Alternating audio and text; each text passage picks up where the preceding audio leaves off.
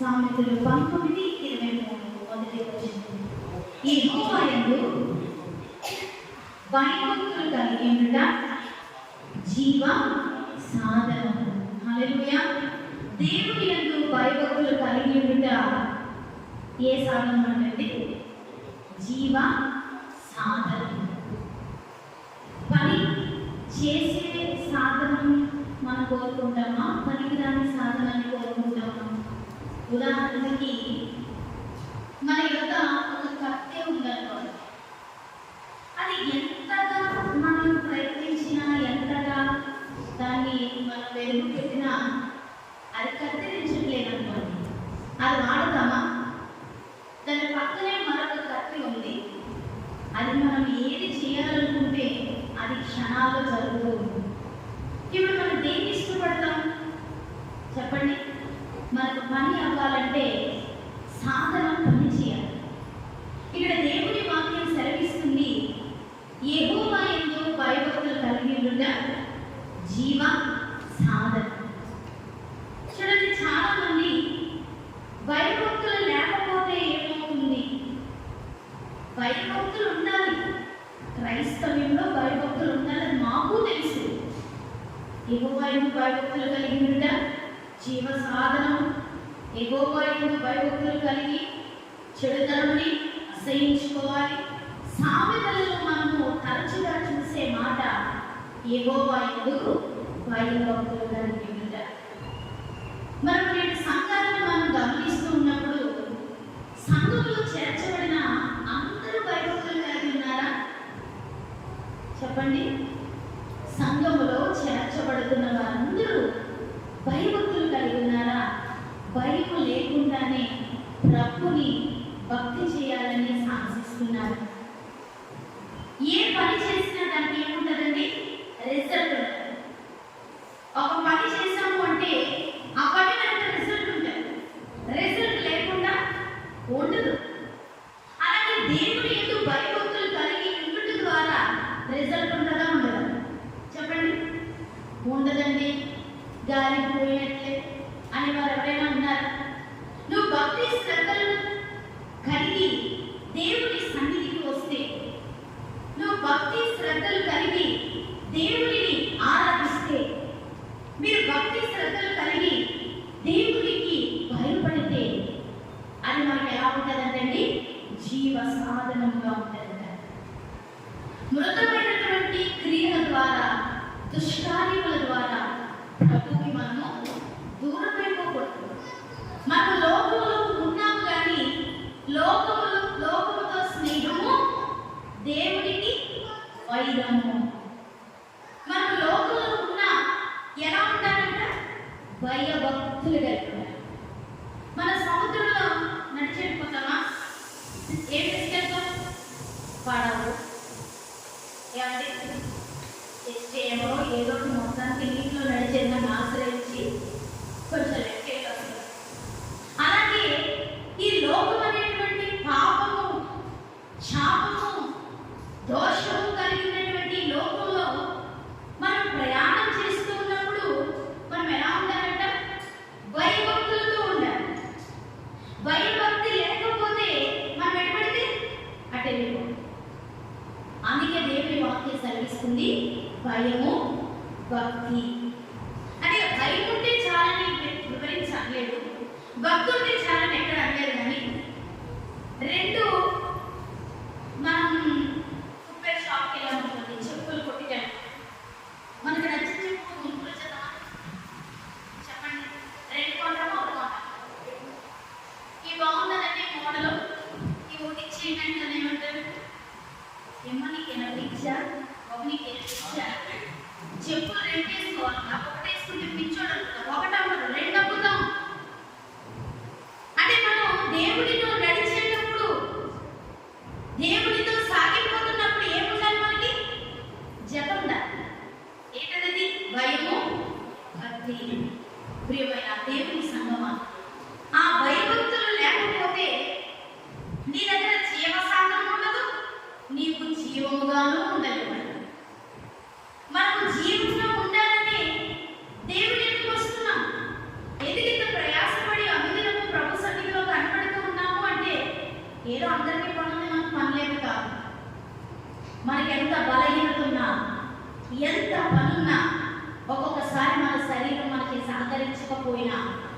మనం దేవుని దగ్గరికి ఎందుకు వస్తున్నామో తెలుసా? ఆ జీవ సాధనముగా దేవునిలో నిలబడాలి.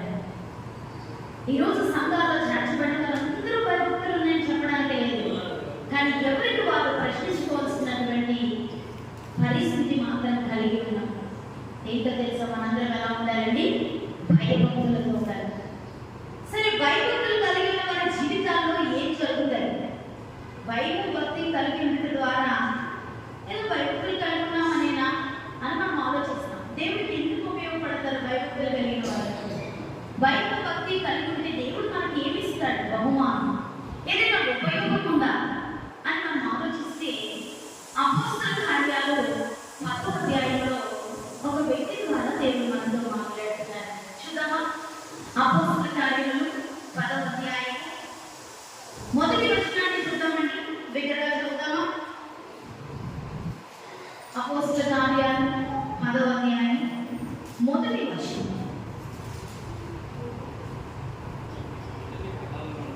ఇటలీ పటాలం అనబడిన పటాలంలో శతాధిపతి అయిన కొర్నేలియను భక్తిపరుడొకడు కైసరయను ఉండెను. హల్లెలూయా. ఇక్కడ ఒక వ్యక్తిని చూపిస్తూ దేవుడు మనతో మాట్లాడుతున్నారు. ఏంటి ప్రభు పరిశుద్ధాత్మ దేవుడు మనతో మాట్లాడుతున్నారు? ఈ చల్లపూట చక్కటి వాతావరణం, దేవుని మందిరంలో మనందరూ కూడి ఉన్నప్పుడు ఆయన ఒక వ్యక్తిని చూపిస్తూ ఉన్నారు. ఆ వ్యక్తి పేరు ఏంటండి? కొర్నేలియు. అతను ఒక పట్టణంలో ఉన్నటువంటి ఒక అధికారి, ఒక చక్కటి ఉద్యోగం చేస్తున్నటువంటి వ్యక్తిగా ఉన్నాడు. ఈ వ్యక్తి కలిగిన ధనాన్ని బట్టి, గౌరవాన్ని బట్టి, డిగ్రీని బట్టి, క్యాడర్ని బట్టి నిజానికి దేవుని భయభక్తులు కలిగి ఉండాల్సిన అవసరం లేదేమో. లోకాన్ని చూస్తే అందరూ అలాగే ఉన్నారు కదండి. లోకంలో చాలా మంది వారికి కలిగిన దాన్ని బట్టి ఆశ్రయించి ప్రభుని విసర్జించే వారు కోకలలుగా కనబడుతూ ఉన్నారు. అయితే భక్తి మార్గంలో అందరూ ప్రవేశించాలని చూస్తారట, కానీ ఆ ప్రవేశంలో వెళుతున్న కొద్దీ ఇరుకు ద్వారం ఎప్పుడైతే మనకి కలుగుతుందో వారు వెలుగుకు వెళ్ళిపోవడానికి వెళ్తారని చేస్తారు. కానీ ఇక్కడ ఉన్నటువంటి కొర్నేలియుని చూపిస్తూ దేవుడు మాట్లాడుతున్న మాట ఏంటంటే, అతడు భక్తిపరుడై ఉన్నాడట. అతడు భక్తిపరుడై ఉన్నాడు. 2వ వచనాన్ని చూస్తే, అతడు తన ఇంటి వారందరితో కూడా చూడండి దేవుని యందు భయభక్తులు, హల్లెలూయా, దేవుని యందు భయభక్తులు గలవాడై ఉండి ప్రజలకు బహు ధర్మము చేయుచు ఎల్లప్పుడూ దేవునికి ప్రార్థన చేయువాడు. ప్రియమైన దేవుని సంగమా, భయభక్తులు కలిగినటువంటి వ్యక్తిలో కనబడే లక్షణం ఏంటో తెలుసా? ఇతరులకు ధర్మ కార్యాలు చేయడమే కాదు, అనుదినము ప్రార్థన చేస్తారు. హల్లెలూయా. అనుదినము ప్రార్థన చేస్తారు. ఇప్పుడు నేను మిమ్మల్ని అడుగుతాను, ప్రార్థన చేసి ఎన్ని రోజులు ఏంటండి?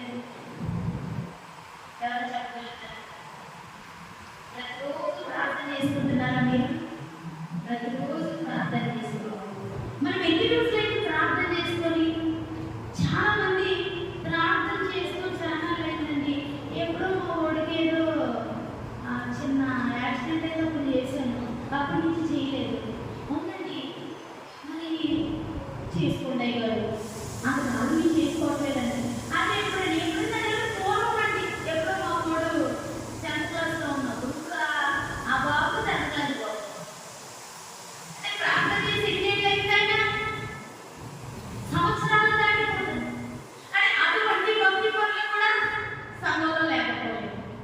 అసలు ప్రార్థన అనుభవం లేకుండా ఇక్కడ దేవుని వాక్యం సెలవిస్తుంది, కొర్నేలియు యెహోవా యందు భయభక్తులు కలిగి తన ఇంటి వారందరితో కూడా వారు ఎలా ఉన్నారట? భయభక్తులు కలిగి ఉన్నారట. అంత మాత్రమే కాదు, వారు ధర్మ కార్యాలు చేస్తూ ఉన్నారట. అంతేకాదు, వారు అనుదినము ప్రార్థన చేస్తూ ఉన్నారు. ఈ అనుదిన ప్రార్థన మనం జ్ఞాపకం చేసుకుంటే మనకి కూడా ఒక ప్రవక్తగా కనపడతారు. దినమునకు 3 మార్లు ప్రార్థన చేశారు. ఎవరండి చెప్పండి? దినమునకు 3 మార్లు ప్రార్థన చేసినటువంటి ఎవరు? దానియేలు గారు. దానియేలు గారు 3 మార్లు ప్రార్థన చేసినందుకే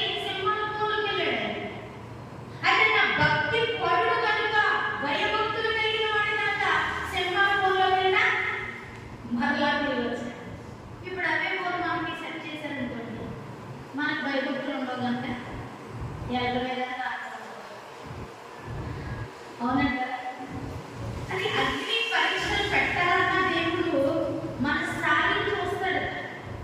యోబు గారికి అంత పెద్ద పరీక్ష ఎందుకు పెట్టారో తెలుసా? ఆయన యెహోవా యందు భయభక్తులు కలిగి, భయభక్తులు కలిగిన వాడికి టఫ్ ఎగ్జామ్స్ కదండి.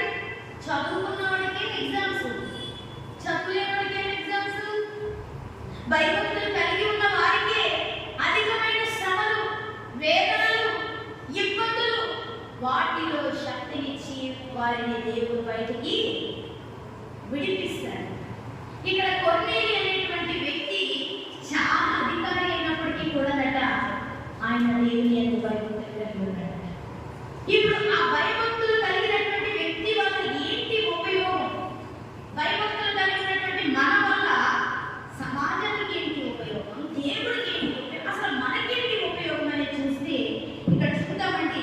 2వ వచనంలో అతడు ఎల్లప్పుడూ ప్రార్థన చేస్తున్నాడు. ఎల్లప్పుడూ దేవునికి ప్రార్థన చేయడు. అతడు ఆ రీతిగానే పగలు 3 గంటలకు ఏం చేస్తున్నాడండి? ప్రార్థన చేస్తూ ఉంటాడు. ఆయన 3 గంటల వేళ ప్రార్థన చేస్తూ ఉంటే ఒక ఆకస్మికమైనటువంటి సంఘటన అక్కడ జరిగింది. ఏమిటో అంటే అది దేవుని దూత అతని యొద్దకు వచ్చి. మరి మన ప్రార్థన పర్లేనప్పుడు మన ఎదురు ఎవరు నడిపించబడతారు? దూతలు. దేవుని దూతలు మనల్ని దర్శిస్తాడు, మనల్ని తప్పిస్తారు. దేవుడు వారిని మనకి నియమించారు కనుక మన ప్రతి పరిస్థితిలో దూతల సహాయం మనకు అందుతుంది. హల్లెలూయా. ఇక్కడ ఆ వ్యక్తి ముందు, కొర్నేలి ముందు దేవదూత నిలబడి ఉన్నదట. ఇప్పుడు దేవదూత కొర్నేలితో మాట్లాడడం ప్రారంభిస్తూ ఉన్నారు. కొర్నేలి అని పిలుచుట దర్శనమందు తేటగా అతనికి కనబడదు. దేవుని దూత దర్శనంలో కొర్నేలి అని స్పష్టంగా పిలుస్తూ ఉన్నారు. స్పష్టంగా కొర్నేలి అనే ఒక వ్యక్తి మనల్ని పిలిస్తే ఎంత క్లియర్గా ఉంటుందో అలాగే దేవుని దూత కొర్నేలి గారిని పిలుస్తూ ఉన్నారట. అతడు దూత వైపు తేరి చూచి భయపడ్డాడు. చూడండి, దూత వైపు తేరి చూడగలిగారు అంటే అతడిలో ఏ శక్తి ఉంది? చెప్పాలి, ఏ శక్తి ఉంది? ప్రార్థన శక్తి. ప్రియమైన దేవుని సంగమా, మనం ప్రార్థన చేస్తే మన ప్రార్థన ద్వారా మన మనోనేత్రములు దేవుని చూడగలుగుతాయి.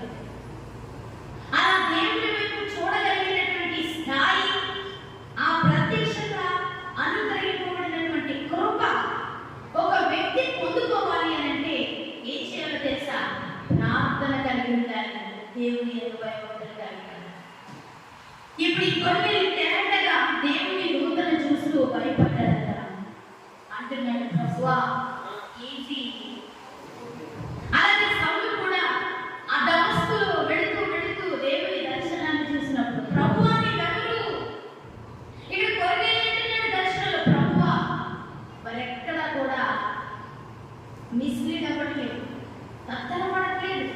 ఎవరు ఏంటో, అయ్యో బాబు ఎవరు వచ్చారు, ఏంటో దేవుడు వచ్చిన మనుషులు వచ్చిన దేవుడు వచ్చిన కన్ఫ్యూజ్ అవ్వట్లేదు. వారు తేటగా తెలుసుకుంటున్నారు. ప్రభువా అని పిలిచినప్పుడు అక్కడ దేవుని దూత మాట్లాడుతుంది, నీ ప్రార్థనలను, నీ ధర్మ కార్యములను దేవుని సన్నిధికి జ్ఞాపకార్థంగా చేసినది. హల్లెలూయా. చాలాసార్లు మనం జ్ఞాపకార్థాలకి కొన్ని గిన్నెలు పంచి పెడతాం. జ్ఞాపకార్థం అంటే అదే కాదు, బర్త్డేస్ అయినా ఏవైనా కూడా గుర్తు కొరకు ఏవేవో గిఫ్ట్స్ ఇస్తూ ఉంటాయి. ఇప్పుడు దేవుని సన్నిధిలో మన జ్ఞాపకంగా ఉండాలంటే మనం ఏం చేయాలి? చెప్పండి. అది ఏమన్నా నీ ప్రార్థనలను, నీ ధర్మ కార్యములను దేవుని సన్నిధికి జ్ఞాపకార్థముగా చేరిన ప్రియమైన దేవుని సంగమా, మీరు చేసేటువంటి ప్రార్థనలు, మీరు చేసేటువంటి ధర్మ కార్యాలు ఎక్కడికి వెళ్ళిపోతాయంటే దేవుని సన్నిధిలో జ్ఞాపకార్థముగా లిఖించబడతాయి. ఒకరోజు అలాగే మధ్య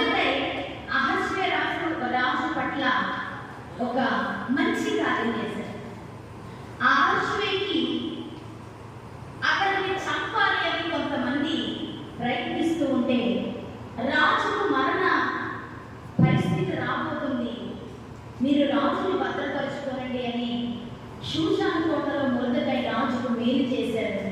ఆ మేలు ఎక్కడ రాయబడిందండి? జ్ఞాపకార్థ గ్రంథం. ఆ రాజ్య గ్రంథంలో రాయబడింది.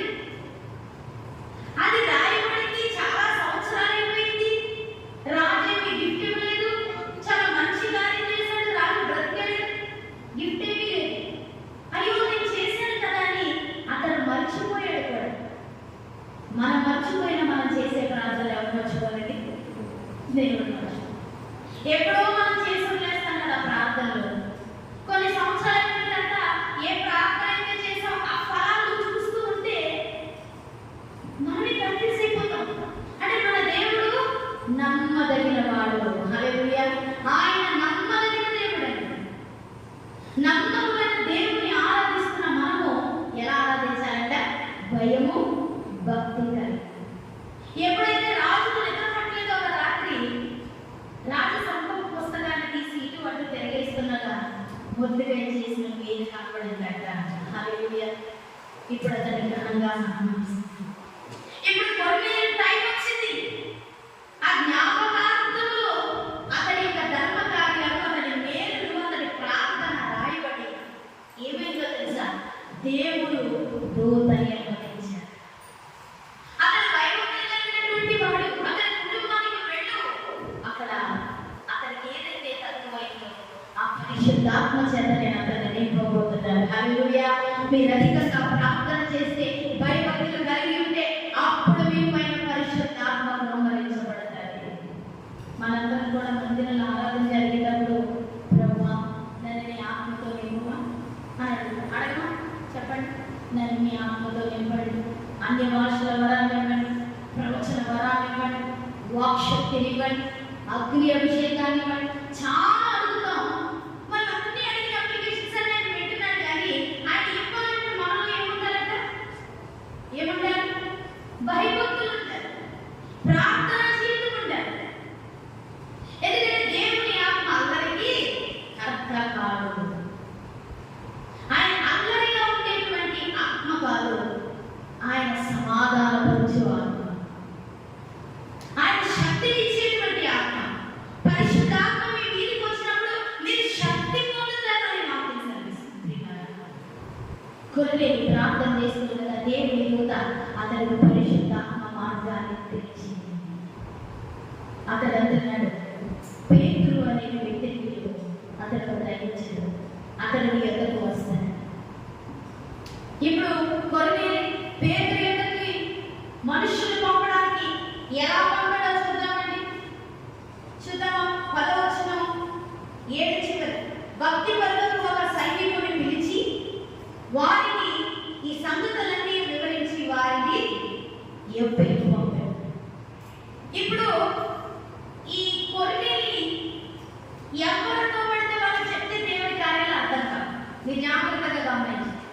దేవుడు దర్శనాలు ఇస్తాడు, దేవుడు మనల్ని దర్శిస్తాడు, దేవుడు కొన్ని జరగబోయేవి చెప్తాడు, కొన్ని విషయాలు మనకి చేసి చూపిస్తాడు.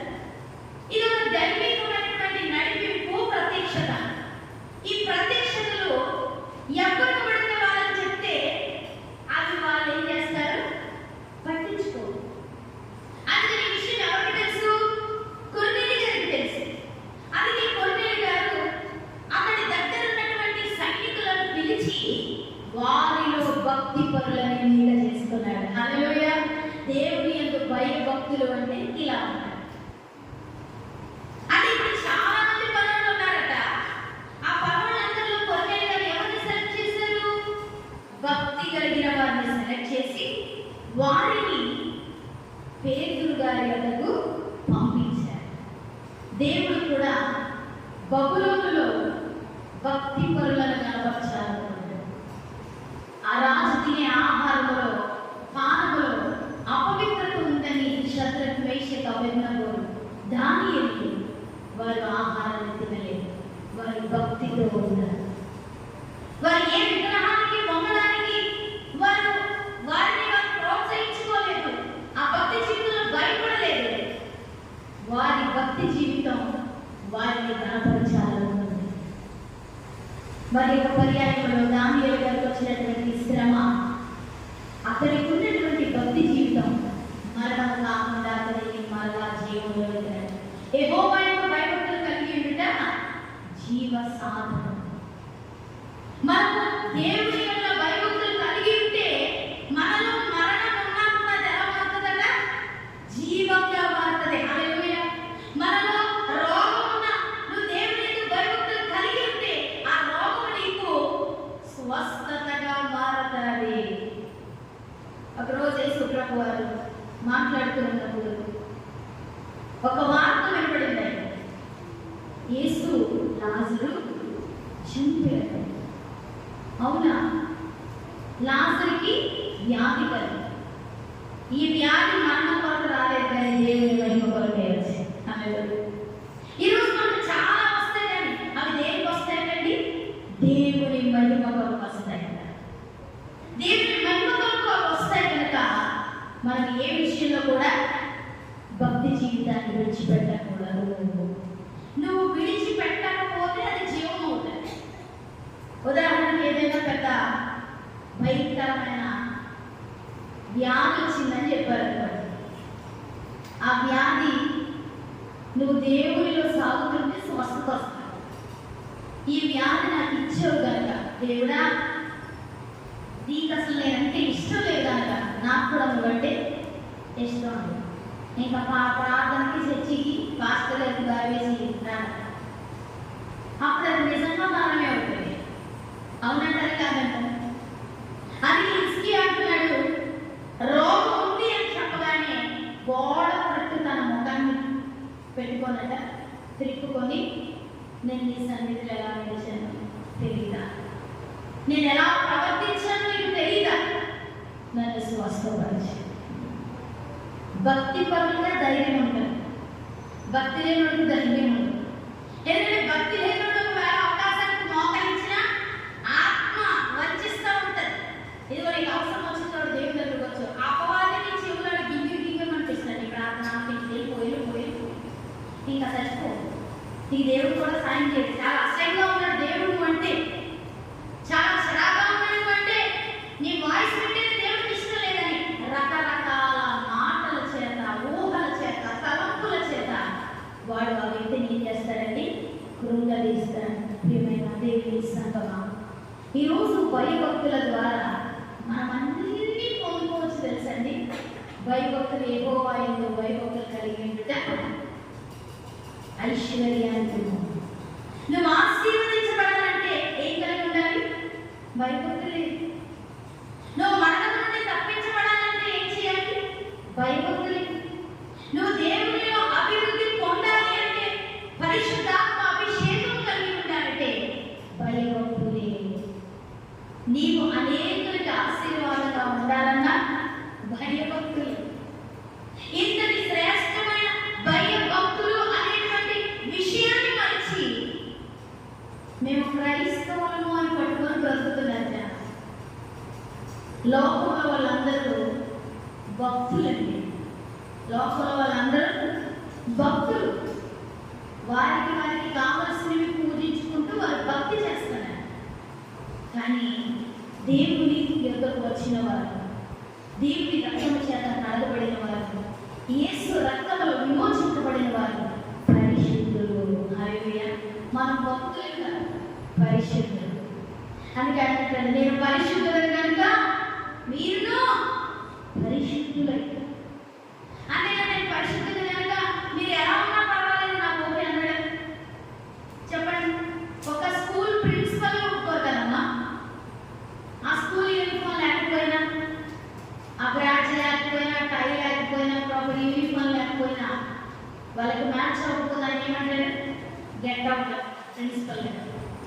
మరి దేవుని ఎందుకు వస్తున్న నీవు పరిశుద్ధులైన దేవుని ఎలా సమీపిస్తున్నావు? భయభక్తులు కలిగి ఆ పరిశుద్ధుడు నిజమైన దేవుడిని ఎరిగి యోసేపు అంటున్నాడు, నా దేవుని ఎదుట ఇంతటి దుష్కార్యము నేను ఎలాగూ చేయను. ఇక్కడ మనుషులు చూడట్లేదు అనుకుంటున్నావు, కానీ నా దేవుడు నన్ను చూస్తూ ఉన్నాడు. అందుకే అతడి భయభక్తులు ఎక్కడ ప్రూవ్ అయ్యాయో తెలుసా? అతడి పాపం ప్రేరేపిస్తున్నప్పుడు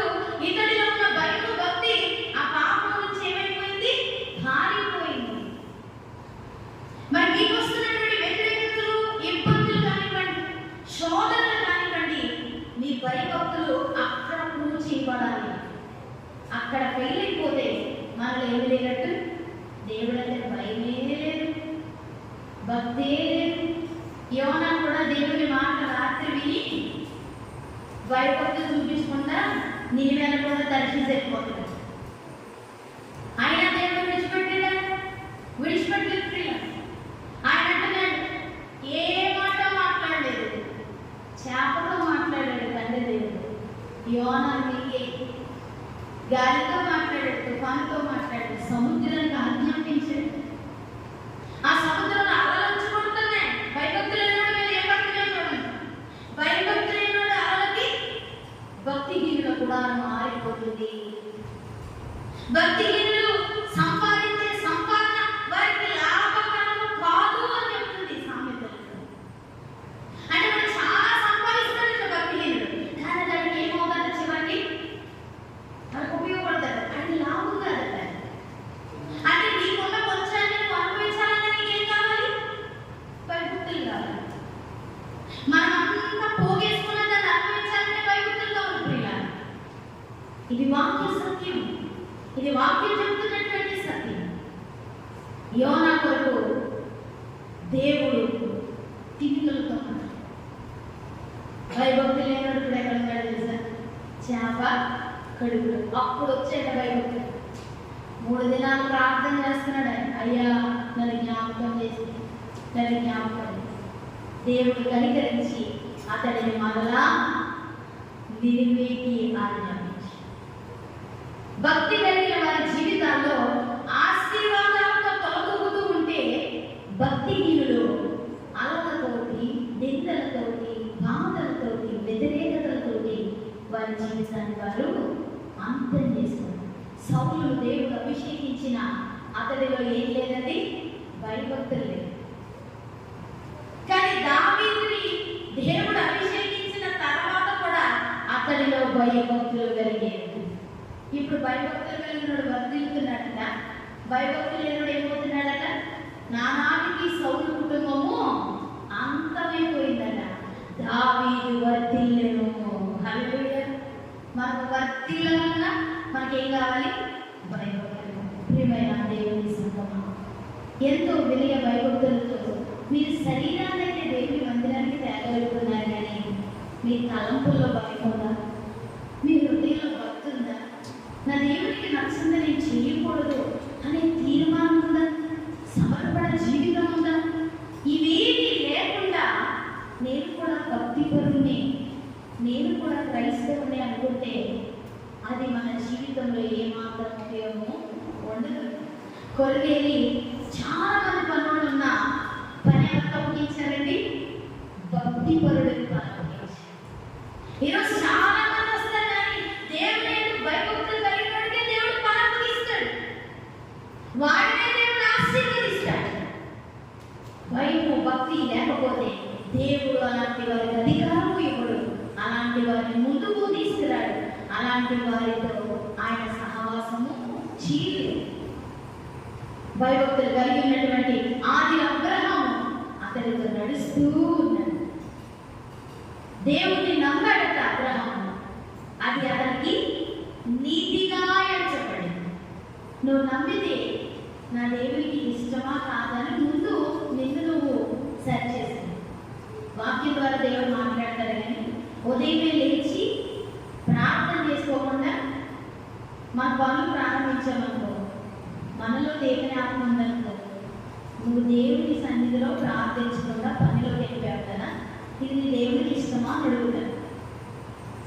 అసలు అలా అడగకపోతే ఇంకా దౌర్భాగ్యం అండి.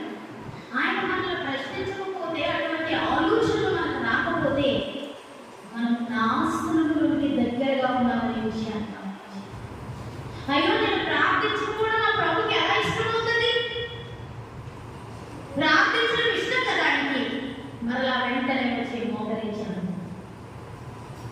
అయ్యో నేను ఈ ప్రాంతం వెళ్తే నా ప్రభుకి ఇష్టపడదు కదా, మరి వెళ్తే నేను ఎలా ఇష్టపడతాను? ఆయన నొద్దు, నేను వెళ్ళను, నా ప్రభుకి ఇష్టం. అయ్యో నేను ఈ పని చేశానంటే నా దేవుని నామానికి మహిమ కలుగుతుందా, అవమానం కలుగుతుందా? ఇది చేస్తే ఖచ్చితంగా దేవుడు ఒప్పుకోడు అని మీకు తెలుసు. కానీ ఆ దేవుడు ఒప్పుకుంటే ఒప్పుకోకపోతే మంగళవారం శుక్రవారం వెళ్తే ఆదివారం వెళ్తే దేవుడు సరిపోతుంది అని కొన్ని తెగించేటువంటి పరిస్థితులు. అందుకే ఒక చక్కటి మాట ఉంటుంది మొదటి సమయంలో, బలులను అర్పించుట కంటే మాట వినుట శ్రేష్టం. సీరియస్గా చెప్తాడు. నువ్వెన్ని ఫ్రూట్స్ తెచ్చినా, ఎన్ని గిఫ్ట్లు తెచ్చినా, ఎంత కాలు తెచ్చినా, ఎన్ని సామాన్లు పెట్టినా దేవుని మందిరంలో బలులకు అర్పించుట కంటే మాట వినుట శ్రేష్టము. మాట వినాలి, దేవుని మాట. దేవుని మాట శ్రద్ధగా వినాలంట. అలా తప్పగా కాదు, శ్రద్ధగా ఆయన వెతికే వారు ఆయన చూస్తున్నాడు. ఒకవేళ ఆయన శ్రద్ధగా వెతికేవాడు ఈ లోకంలో అందరికీ నచ్చకపోవచ్చు, ఈ లోకం అతనికి ఆమెని మెచ్చుకోకపోవచ్చు, ప్రభు మాట వినే వారిని చురుకుగా చూస్తుండొచ్చు. కానీ ఆయన నామం నిమిత్తం మనం దూషించబడితే అది మనకి మేలు, పరలోకంలో గొప్ప ఫలం అంటారు. మన ఫలాలను అక్కడ చేసుకోవాలి, అందులో పడదు.